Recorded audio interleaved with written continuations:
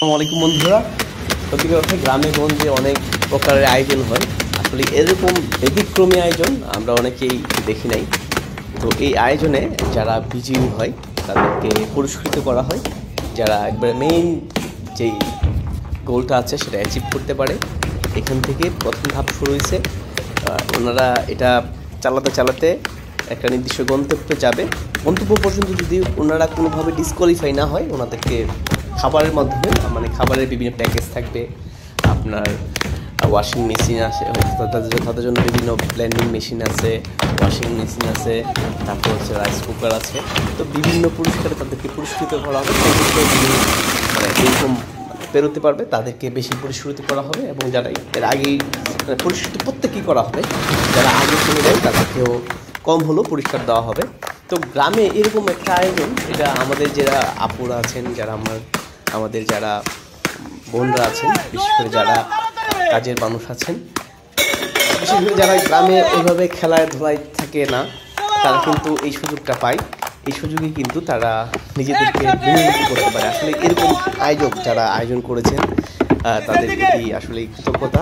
এই সুন্দর আয়োজন আমাদের মনকে যেমন ভালো রাখে, তেমন কিন্তু এই যে একটা পুরস্কার পাইতে হবে, এরকম যে প্রতিযোগিতাপূর্ণ মনোভাব আমাদেরকে এরকম কাজে আরও উৎসাহ যোগায় এই কাজে অংশগ্রহণ করতে। এবং যারা আয়োজন করেছে, আমরা যারা দেখছি, তো যারা এতক্ষণ ভিডিওটা দেখলেন, যদি ভালো লাগে লাইক দিবেন, কমেন্ট করে পাশে থাকবেন, আর এই মঞ্চের সাথে থাকবেন। এরকম মনোমুগ্ধকর ভিডিও আপনারাও দেখতে পারেন সর্বসময়। তো সবাই ভালো থাকবেন, সুস্থ থাকবেন এবং সুস্থ বিনোদনের সাথে থাকবেন। দেখেন আপনারা কত খুশি। তো যারা আগে ডিসকোয়ালিফাই হয়ে গেছে তারা কিন্তু এই পর্যন্ত আসতে পারবে না। তো এই পর্যন্ত তারাই আসতে পারবে যারা মানে প্রত্যেকটা ধাপ মানে সম্পূর্ণ করতে পারবে, তারাই আসতে পারবে। তো এতক্ষণ যারা আমাকে দেখলেন বা আমাদের ভিডিওর সাথে থাকলেন, আপনাদের ভালো থাকবেন এবং এরকম সুস্থ বিনোদনের সাথে থাকবেন। আসলে গ্রাম বাংলায় বিশেষ করে আমাদের মেয়েরা কিন্তু অনেক খেলাধুলা থেকে বঞ্চিত হন। তো এরকম আয়োজন কিন্তু তাদেরকে অংশগ্রহণে তাদের যেমন মন মানসিকতাও, আমাদের গ্রামে কাজ করতে করতে কিন্তু মায়েরা বোনেরা এগিয়ে কাজ করে। তো এরকম যদি খেলাধুলার আয়োজন হয়, এটা কিন্তু খুবই ভালো হয় এবং খুবই মজার হয়।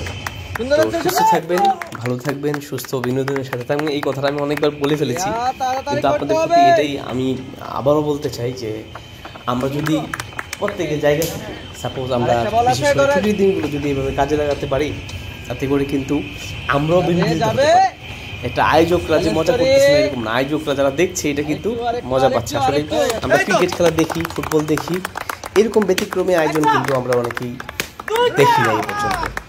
তো আপনারা যারা দেখছেন, আশা করি আপনাদের মাঝেও কিছু অনুপ্রেরণা কাজ করবে। এরকম আয়োজন যদি আমাদের এলাকায় করা যায়, মানে প্রত্যেকের এলাকাতে যদি এগুলো করা যায়, তাহলে কি সুস্থ বিনোদন ছড়াবে, তাতে করে আমাদের সমাজটা ভালো হবে, সুন্দর হবে।